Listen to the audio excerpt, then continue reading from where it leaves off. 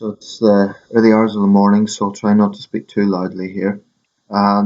It's been a while since I've made any video on Ukraine, um, and there's a few reasons for that. There's been a lot going on in the world this year, as there always is. There's always something newsworthy happening somewhere.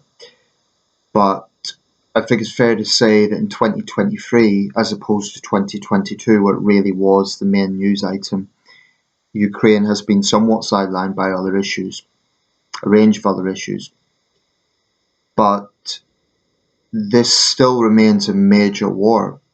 Thousands of people have died in Ukraine this year. It still remains a major conflict. And today I read that Russia is now actually getting fighters, if that's the right word, from as far away as Nepal, and basically kidnapping Central Asian migrant workers within Russian cities. So, there's absolutely no sign of this abating. But Russia's in a very bad way, and I think many cards are stacked against Putin.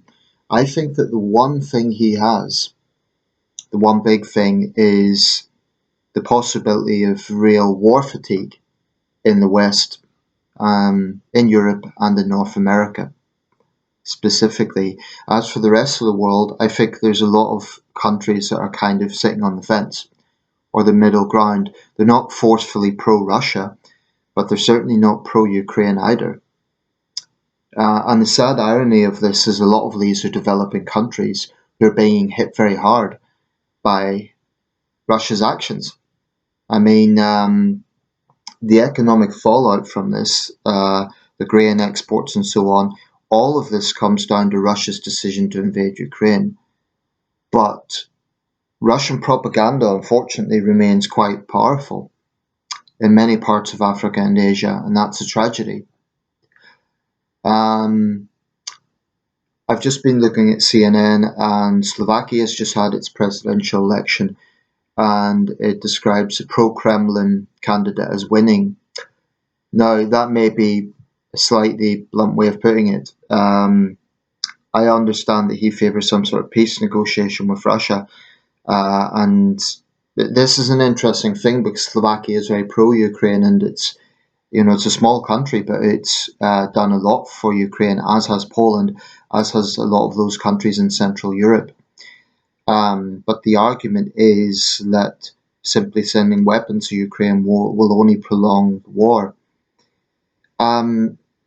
I understand that argument. It's not a totally invalid argument, but this really is a war for survival for the Ukrainian people. This is not, a level playing field where you have, like, for example, traditional wars where you would have two standing armies on the field. This is a war really for liberation. It's a war for the freedom of the Ukrainian people. And it must never be forgotten that Putin's worldview, the Kremlin's worldview, is Ukraine is not even a sovereign country. Now, how can the Ukrainians be expected to go to the peace table when Russia will not even recognize Ukraine as a sovereign state? It's absurd. I do think the biggest danger here is kind of war fatigue in the West. People will ask, well, there's a rising cost of living. It's shown no signs of abating, and the UK's had some of the highest inflation among the G7. I think it is the highest, actually, and among the highest in the G20. And people will say, well, there's a rising cost of living. Can we just fund an armed Ukraine forever? World War II took 6 years. Took 6 years to defeat Nazi Germany. And I'm not saying this is a world war, but it's a pretty major war. Tens of thousands have been killed, millions displaced, millions of lives affected, thousands of Ukrainian children kidnapped to Russia. 50,000, it's been quoted, Ukrainians have had amputations. Now, that is higher than the 41,000 British service personnel in World War One who had amputations. That's a staggering figure. So make no mistake, this is a major war.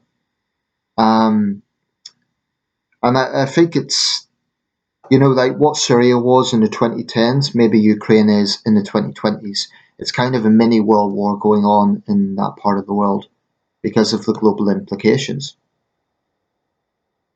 But like I say, it's somewhat been sidelined in the news agenda this year by other things.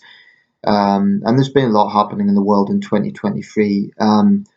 It's actually difficult to say what is the main news issue of this year. 2020 is obviously COVID, 2021 probably the vaccines, 2022 the invasion of Ukraine. If I was to single out one big issue over any other, 2023 it's a bit harder to pinpoint because there's been a lot going on. And there's been other conflicts. The Sudan war this year has been a big one. The renewed violence in Nagorno-Karabakh recently. There's been other conflicts that have sort of sidetracked that. The various coups in West Africa, the Niger coup, and then the ongoing war in Burma, that began in 2021, that specific phase of it at least. Various ethnic conflicts in Ethiopia. So, there are other wars going on in the world. But I think the danger, what people need to understand is if Ukraine just stops getting arms, then Russia will never stop. Putin has shown, like a lot of dictators, he doesn't give a damn about what suffering the Russian people go through. As it stands, I read a report recently about a woman whose husband was murdered by a criminal who'd been basically let out of prison so he could fight in Ukraine. He went back. This was a remote village in Siberia, and murdered her husband. But she cannot criticize the war because it is illegal in Russia. The Russian state is a sick situation right now.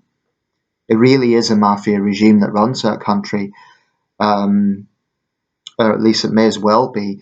So, in that sense, Russia cannot be treated as just a normal country.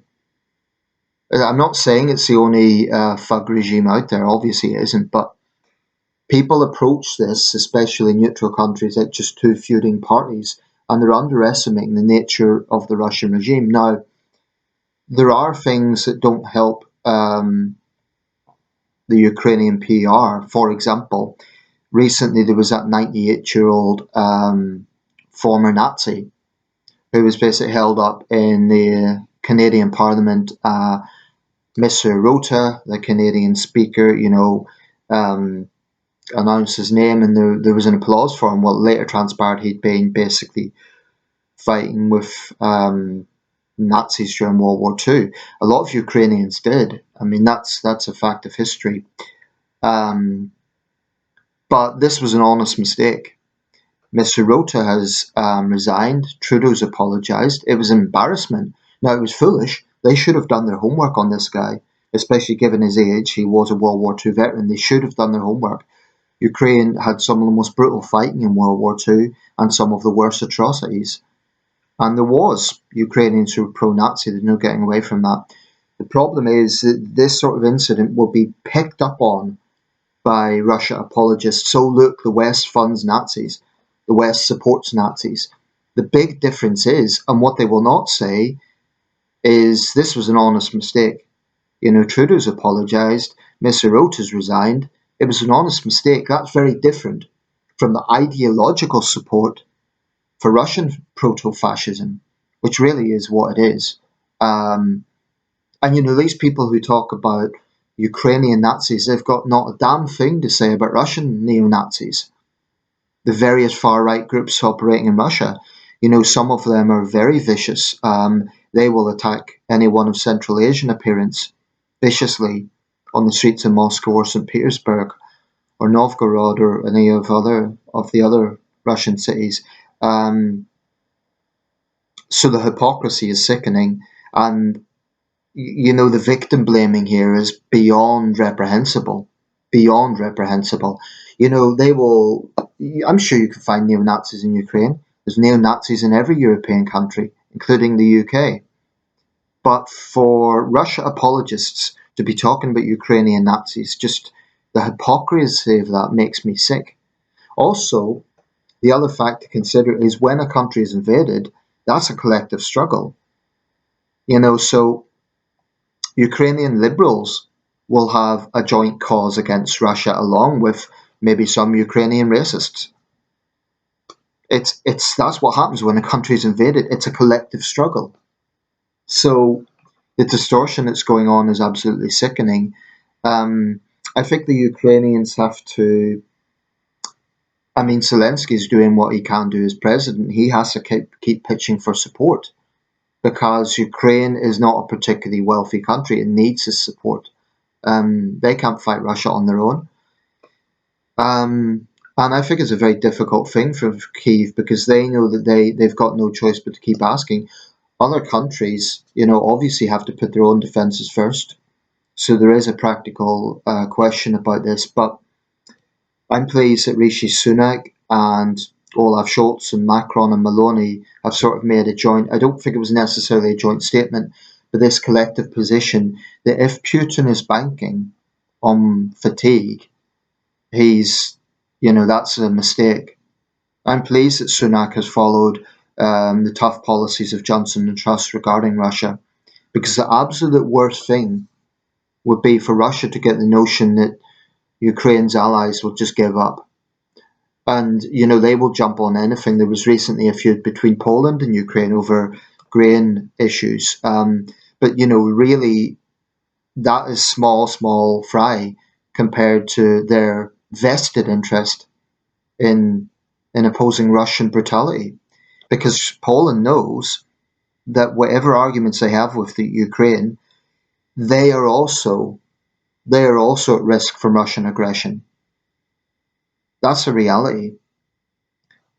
I think for the Ukrainians, the biggest concern would be what happens in the United States. Biden's been steadfast in his support for Ukraine, and I give him credit for that. But I think there's a real risk if Trump gets back in. And this is, once again, goes against democracy because the majority of the Senate and Congress favour continued support for Ukraine. There are outliers in both parties. I mean, if someone like Robert Kennedy Jr., God forbid, gets a Democratic ticket, it wouldn't just be a case of stopping support for Ukraine, it would be outright appeasement to Putin. I think RFK Jr. is a disgrace. He's a disgrace to the Kennedy family name. He's a shameless Putin appeaser, and I've no respect for the positions that he's taking. And there are no shortage of Republicans who hold that view. Trump absolutely cannot be trusted. I still remember his sickening comments on the day of the invasion that it was a genius move by Putin. And whatever he meant by that, if it was some snide at Biden, what does that do for the morale of the Ukrainian people? Well, actually, it didn't have an effect because they've got very strong morale, but it was, it was insulting. It was disgraceful for a US president to come out with that when a dictator invades a sovereign country. That was disgusting. And to me, it shows how toxic Trump's worldviews are and his ignorance. So I think the American election is going to be a very big litmus test because other allies, other Western powers could maybe follow what America does. I hope that Britain continues support for Ukraine and doesn't just, if Trump gets back in, I hope Sunak, if he survives the general election, doesn't follow suit. I don't think he will, and I don't think Starmer will. So I'm fairly confident about the British political leadership in this sense. But going forward, I think there needs to be some sort of big military push of Ukraine. We're now in autumn, so it's no longer a spring or summer offensive. It would be an autumn offensive. But, this isn't something that's done easily. The Russians have shown very strong resolve, albeit at an enormous price. And honestly, some poor teenager from Siberia, I feel sorry for them. I think that I'm talking about the regular troops. I'm not talking about those who have committed war crimes. They're being used as cannon fodder by Putin, and it's a disgrace. Not only has he destroyed thousands and thousands of Ukrainian lives, he has stolen the future of thousands of young Russian men. Thousands. I think Putin is a tyrant, a complete and utter tyrant. And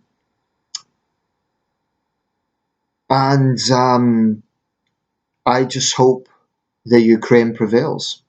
The only way this is going to end is with full Russian withdrawal, and the only way that happens is with an extensive military push.